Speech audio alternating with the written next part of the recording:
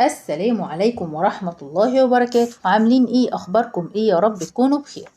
هنحل النهاردة مع بعض الامتحان الثالث الصف الرابع الابتدائي اللغة العربية. تمام كده؟ هنحل ايه مع بعض؟ اول حاجة اول سؤال القراءة المحررة. تمام كده؟ طيب،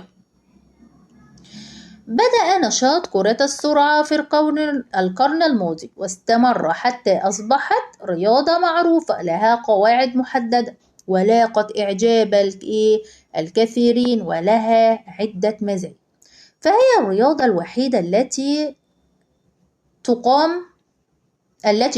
بطولتها في اللعب في اللعبة الفردية. البطولة في اللعبة الفردية، وهي ذات قواعد بسيطة وسهلة التعلم، كما أنه يمكن لذوي الاحتياجات الخاصة ممارستها، ولها أيضا فوائد عديدة. فهي تساعد على زيادة التركيز وقوة الملاحظة، كما أنها تحرك جميع أجزاء الجسم في أثناء اللعب.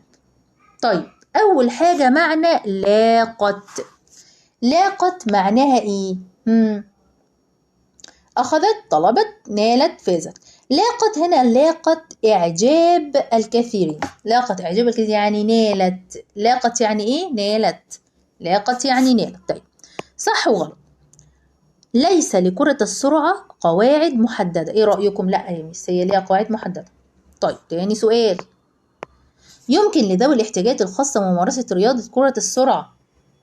صح يا ميس، لأن هو قالها لي في الفقرة. تمام. رقم ج، لكرة السرعة مزايا عديدة اذكرها. أيوة، إيه مزايا كرة السرعة؟ هنلاقيها موجودة هنا. طب إيه هي مزايا كرة السرعة؟ هنبص كده، هنقعد ندور كده عليها. المزايا هنقول من أول إيه المزايا؟ من أول هي الرياضة الوحيدة أهي. فهي الرياضة الوحيدة التي تقام بطولتها في اللعبة الفردية. وهي ذات كمان قواعد بسيطة وسهلة التعلم، كما يمكن كمان لذوي الاحتياجات الخاصة ممارستها. يعني هناخد لغاية هنا. هنكتب كل دي، هنكتب من أول هنا. هنقول هي، مش هنقول فهي، هنقول هي الرياضة الوحيدة التي، فاحنا هنكتب كل دي. تمام، من أول هي الرياضة لغاية إنه يمكن لذوي الاحتياجات الخاصة ممارستها. تمام كده؟ طيب، هنيجي بقى لتاني حاجة، النص. تمام كده؟ طب بيقول إيه؟ هل تعرفون مصرنا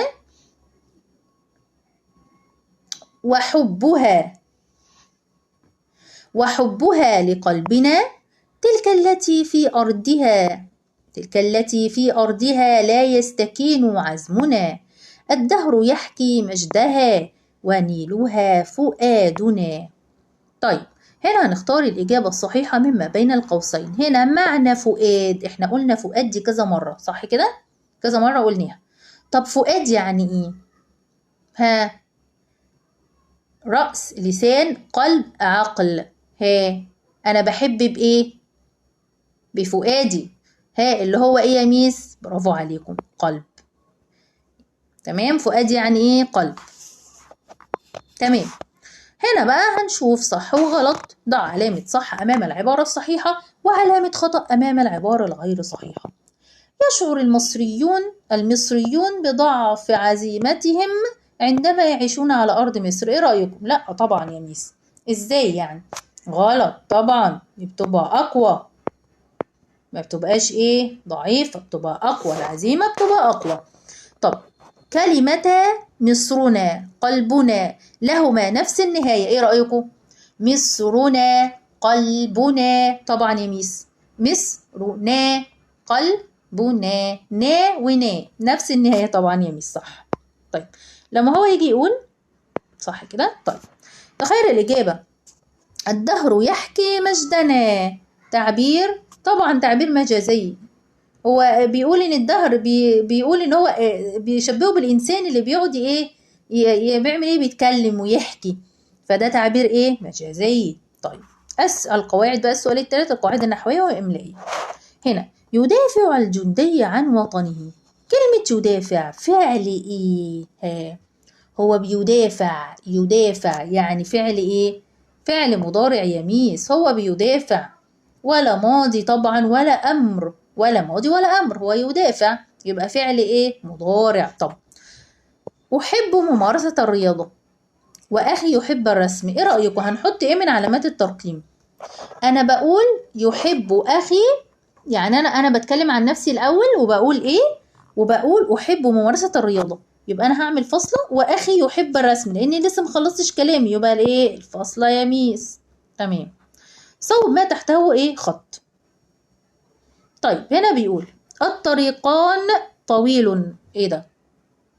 لا يا ميس، الطريقان، طريق طويلان، يبقى هقول طويلان،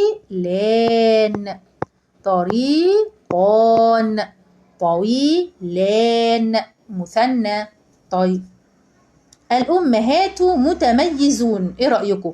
لا طبعا يا ميس، مش متميزون، الأمهات مالها؟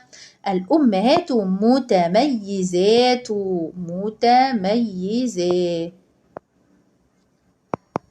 ونعمل الايه؟ الألف والتاء، متميزات، اهي متميزات. تمام كده. طيب هنا بقى السؤال الرابع، الكتابة السردية، صل كل عنصر من عناصر الحدث بما يناسبه. تمام كده، نركز مع بعض. أول حاجة وقت الحدث، إمتى وقت الحدث؟ وقت الحدث يا ميس هو بيقول فين؟ في الصباح حينما استيقظت، يبقى وقت الحدث إيه؟ في الصباح، يبقى نعمل كده ونقول في الصباح، ده وقت الحدث. تمام. طيب قبل الحدث، قبل الحدث حصل ايه؟ قبل الحدث يا ميس قال هنا وجدت، هنا ايه؟ حاولت التقاط العصفور، طار العصفور بعيدا، هو ده وقت، هو ده قبل الحدث؟ لا، قبل الحدث وجدت عصفورا واقفا على النافذة، ده قبل ما الحدث يحصل، ده قبل ما يحصل الحدث خالص يا ميس. يعني شفت عصفور واقفا على النافذة، انا شفت عصفور واقف فين؟ على الشباك. تمام كده. فايه اللي حصل؟ الحدث حصل بقى بعد كده. تمام.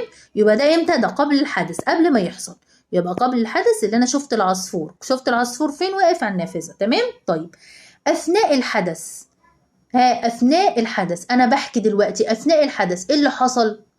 اللي حصل يا ميس اللي انا حاولت التقط العصفور، حاولت ايه؟ التقاط العصفور، يبقى ده اثناء الحدث، ده حصل فعلا، ده انا حاولت.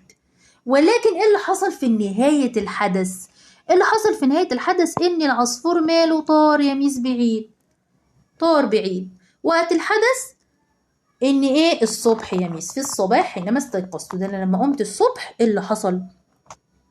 شفت عصفور على الشباك، ده قبل الحدث ما يحصل، ده انا بصيت كده لقيت ايه؟ العصفور قدامي. طيب اثناء الحدث بقى، اثناء الحدث احكي، ده انا يا ميس رحت وحاولت ان انا امسك العصفور، ولكن في نهاية الحدث العصفور طار بعيد. تمام كده. طيب كده احنا خلصنا حل الاختبار الامتحان، وهنكتب طبعا الخط دوت، نكتبه طبعا زي كل مرة، ونتقابل ان شاء الله باذن الله في الاختبار القادم، وده هيكون اخر اختبار اللي هو الرابع، وان شاء الله باذن الله ربنا يوفقكم، واشوفكم على خير، والسلام عليكم ورحمة الله وبركاته.